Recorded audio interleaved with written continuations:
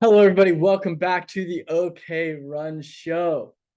This week has been quite a big weekend of meets. We've had COAC, which is probably the most competitive, I think, regular season meet, and certainly the best conference meet in the state with all your like top metro schools, your Memorial, Mustang, Deer Creek, Piedmonts, everybody and their dog in the OKC Metro races at that meet. Tulsa area, we had Jinx, so we kind of have, COAC with all the best of OKC. Jinx had all the best of Tulsa, and then this week, very exciting, we get to see them kind of clash for the most part at OU. So, getting into it this week, starting out with the throws, Tylee Dodson from Ada through 37.11 for the win. She has thrown in the high 40s before. And coming into the season, she's only 4.5 inches away from the state record, which she broke at the state meet, but then subsequently someone else broke it and went farther. So she unfortunately is on the outside looking in. But we haven't really seen her compete much this year. Haven't seen her throw any big marks. So she's kind of been overshadowed by some of the other throwers in the state who have been throwing quite well. But it's good to see her coming out, getting a win. Moving on, Libby Jaquez out of Moore, 42.04 to win at COAC. Moving out to the Panhandle, Kat Meacham, who's been on an absolute tear this year, especially in the disc, 172, 10.5. She gets even closer to that state record that she's been chasing this whole year. She's going to break it at some point. Hopefully state meet, she gets a, good tailwind and lob it out there. She's only 4 inches away, 3 inches away maybe from that state record. And Zane Zemansky, big shot put performance at 53 feet. Sean, what sticks out to you with throws this year? I think definitely we could see something pretty big happen. I think for shot put, that might be more difficult than at this current point. I think there's more ground to make up there.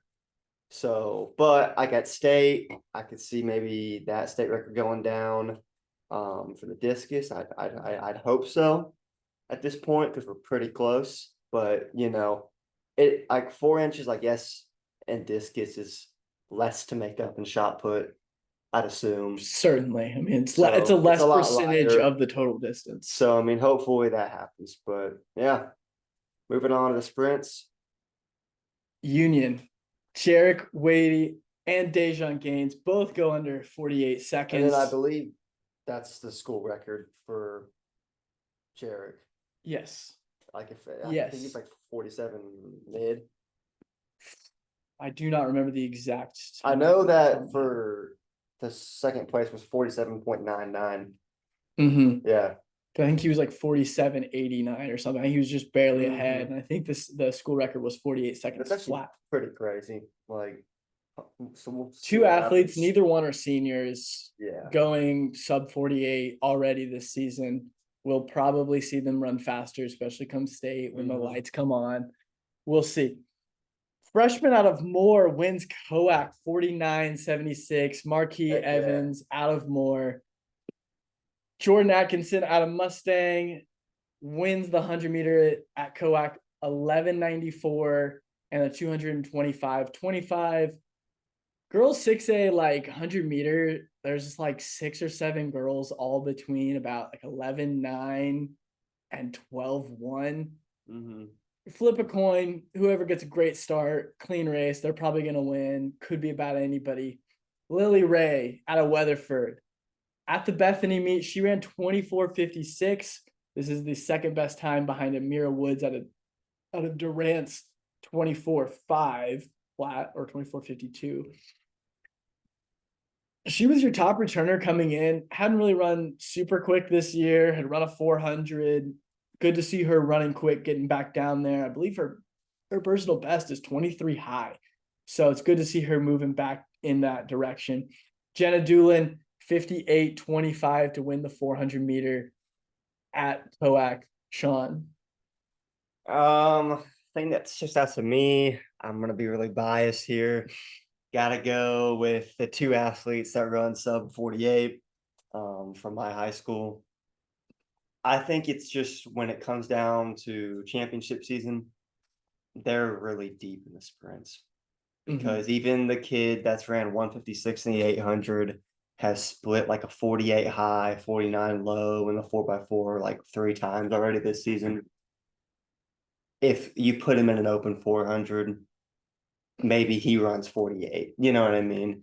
And then you've got, I think there's another athlete that's split like a 48, 49. Their 4x8 just ran a little bit quicker than they did at their home meet. They ran You mean the 4x4? 3:18. Yes, Yeah. 4x4. Yeah. They ran just a little bit quicker than they did. They ran 3:18.62 or something, which I think they ran 3:18.64. But you know, they're super deep, and I think what sets them up really well is that they have a lot of guys in the top like 5 in these events. And so that coming around the state, that's a lot of points. Yeah. You know, they have top 5 in the entire state right now. And they just had that meet where they went like they put top 5 in the 200. They went 1, 2, 3, 4 in the 200 last week, and those were coincidentally 1, 2, 3, 4 in the entire state in the 200. So big points. Yeah, that's a lot of assuming obviously you can only run 3 at the state meet. And at state, there's like prelims, so it's craziness can happen.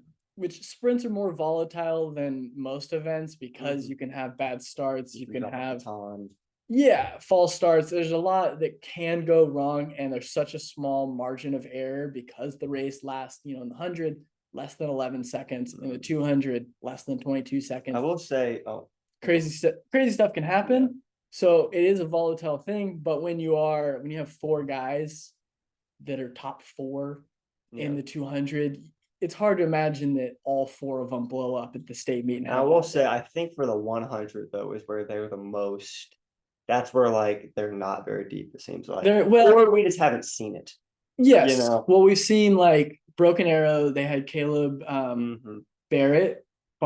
Yeah. He has the state lead at 10:42, but Union just had a guy run 10:46 or something. So close. It's a toss up. Again, who gets a clean start? Maybe one of those 2 performances had a stronger tailwind, because most of the time tailwind is not reported on the results for us because they don't usually have the technology to do the wind readings for every single race at a lot of these high school meets. So, there's some like, hey, just because they ran 10:40, maybe they had 40-mile-an-hour wind gusts at their back versus this guy who ran 10:60 had headwind. There may be a guy that we're not even considering in the 100 that is actually probably your state leader 100%. If we equalize for the win. 100%. Moving on to the hurdles. This has been honestly one of my favorite event groupings to watch, because I think there's been more like chaos in it. And there's been some great performances. Sam Strauss is a guy who, coming into the season, I think was like, I maybe had put him top 5. I believe he's probably top 3, maybe even top 2. And certainly across both events, if we add the times in the 2, he probably is number 2.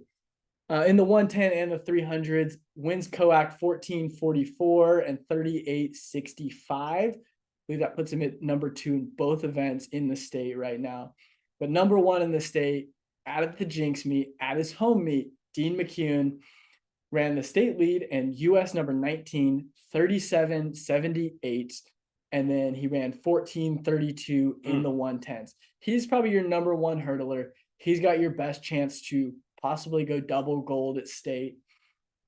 And coming into the year, again, he was another guy that I would say was probably a top 5 guy, but not necessarily my pick to win. Now I believe he is your favorite. And I hate to say this because I don't want to add unnecessary pressure that doesn't need to be there, but it's kind of his race to lose as of right now.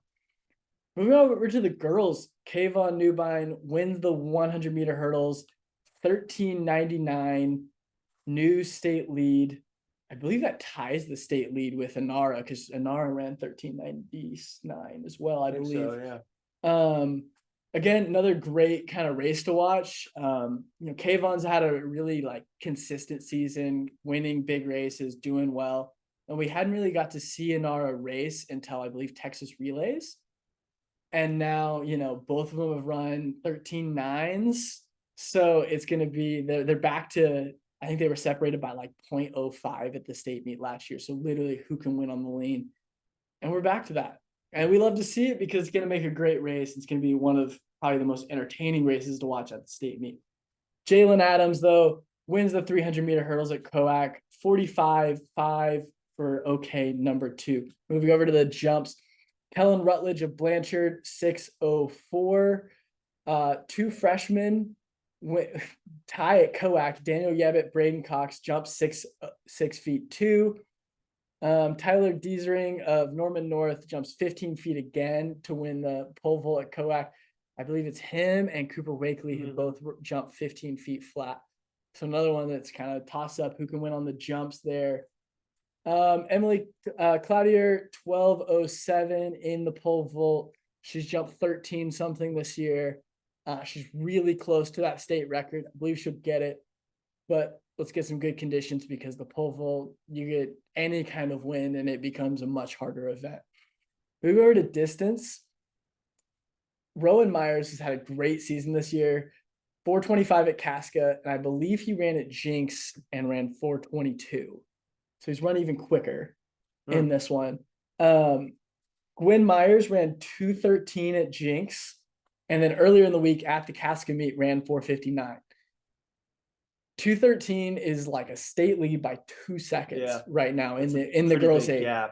So she's kind of putting herself in the driver's seat in that 800 for 6A right now, and 4:59 puts her in conversation for like the win at state. But there's been, I think, 5 girls. I think it's kind of a toss up, man. There's been 3 girls under As 5. of now, There's 3 girls under 5 right now. Bella Nelson at 4:57.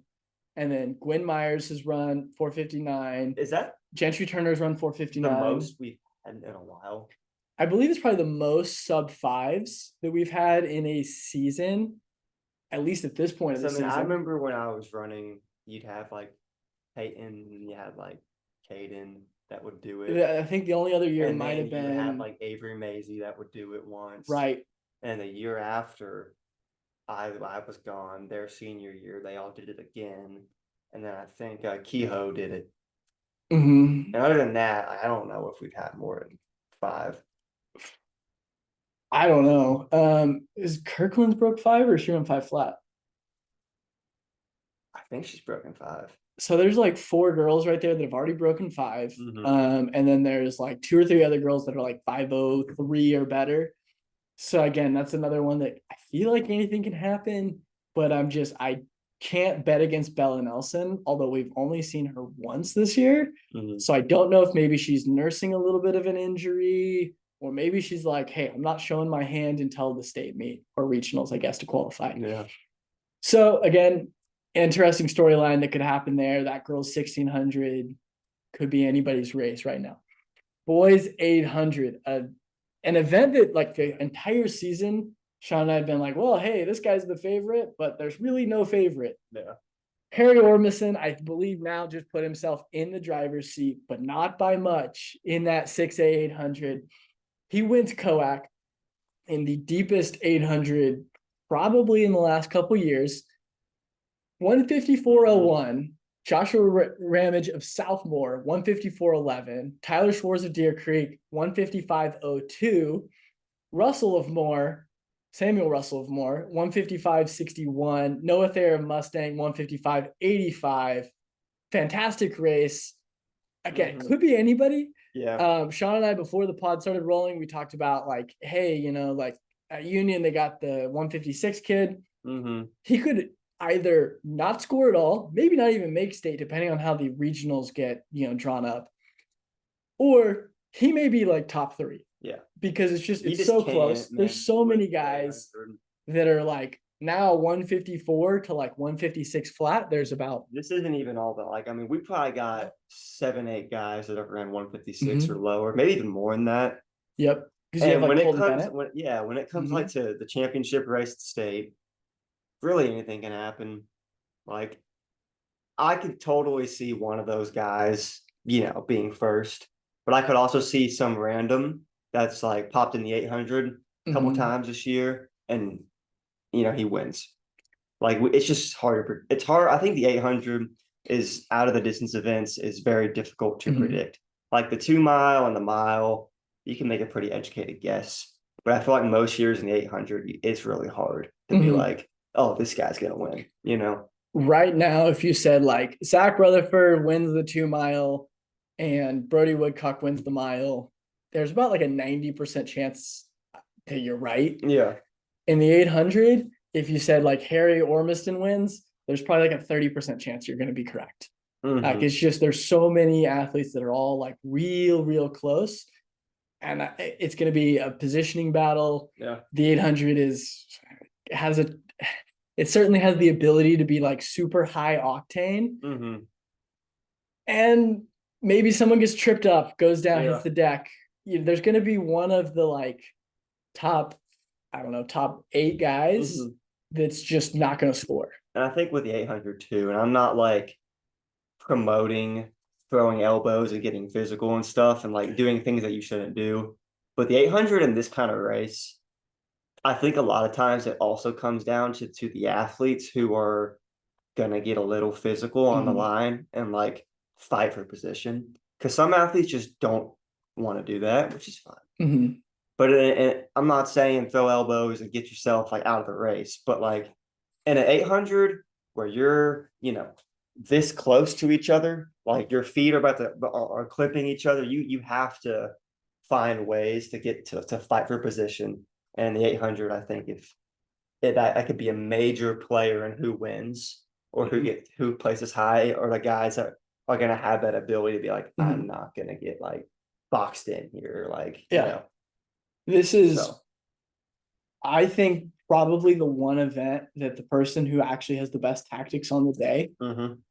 is going to win. Yeah.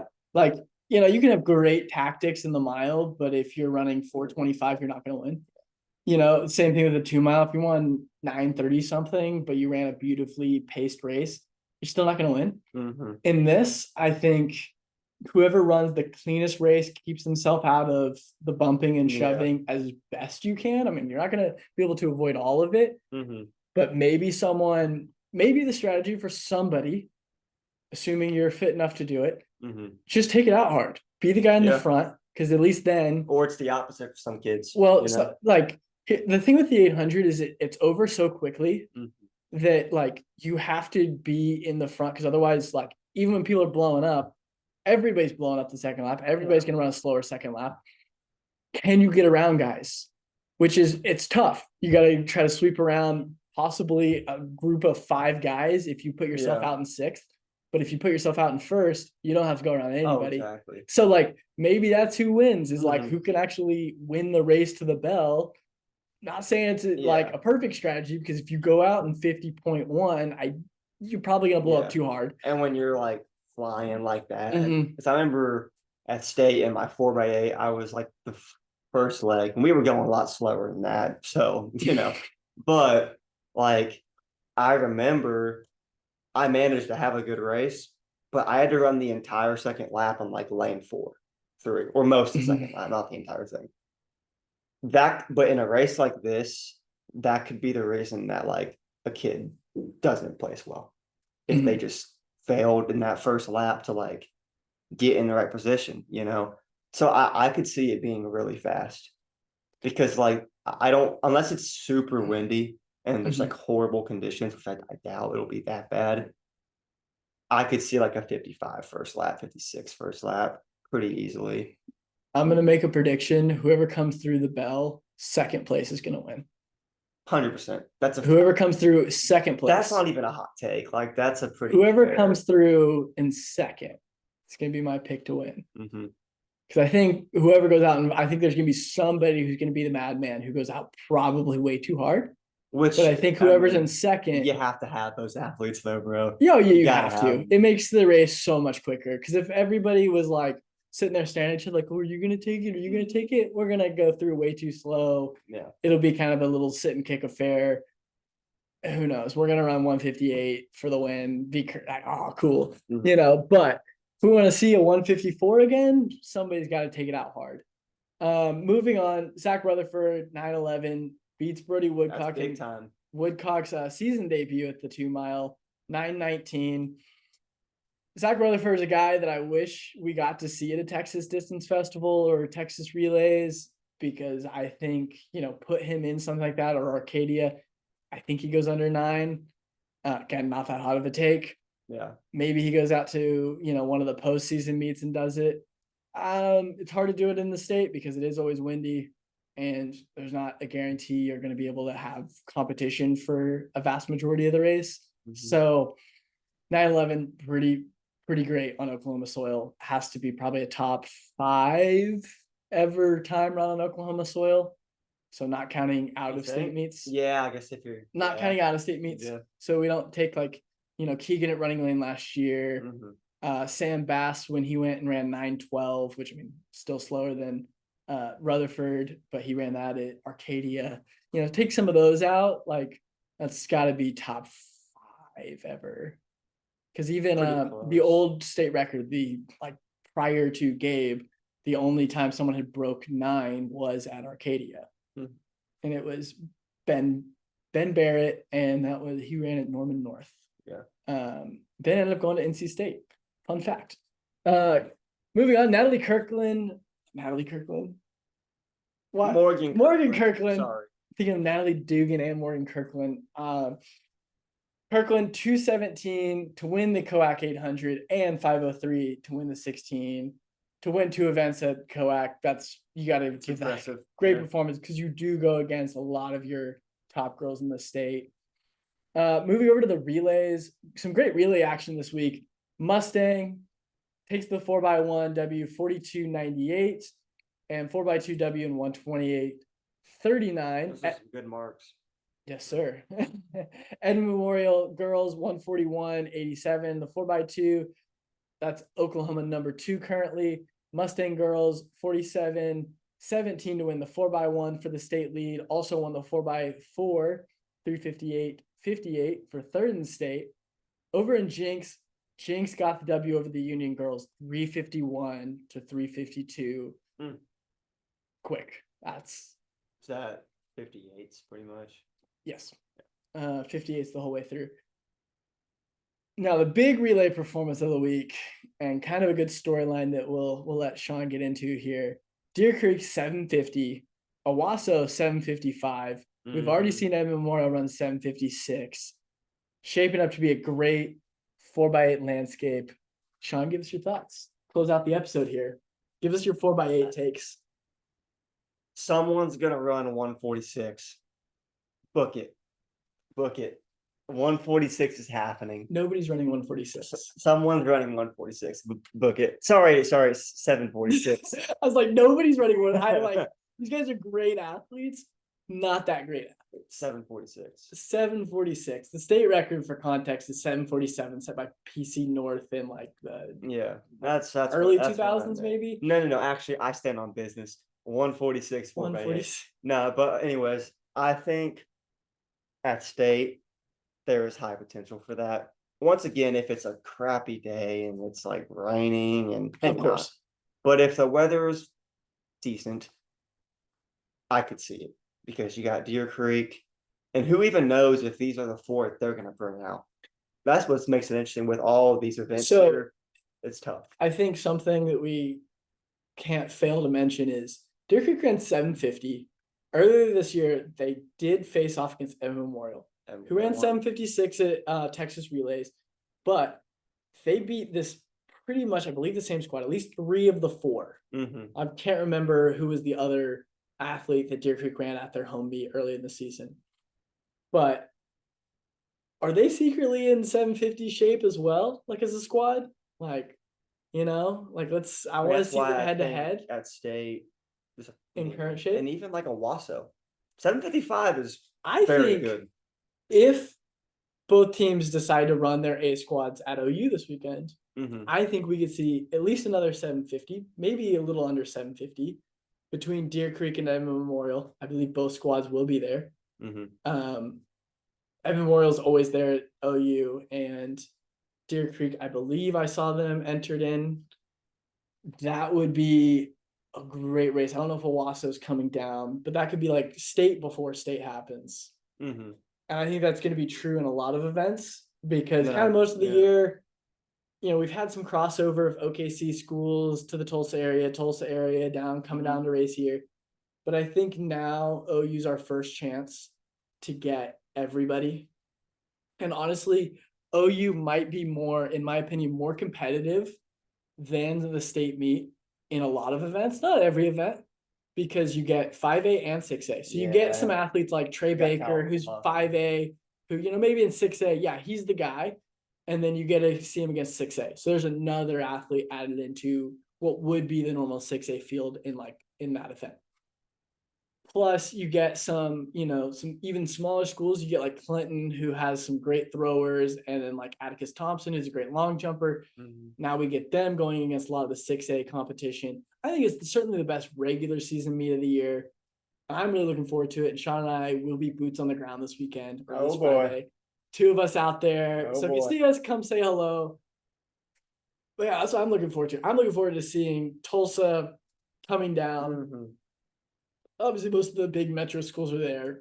Some of the great athletes that are in some smaller divisions, they're going to be there. It's going to be a great meet all around. Sean, anything you want to leave the people with this week? You got some Sean wisdom? Don't overtrain, be patient, and rest up. I thought you were gonna leave with go pokes there at the end.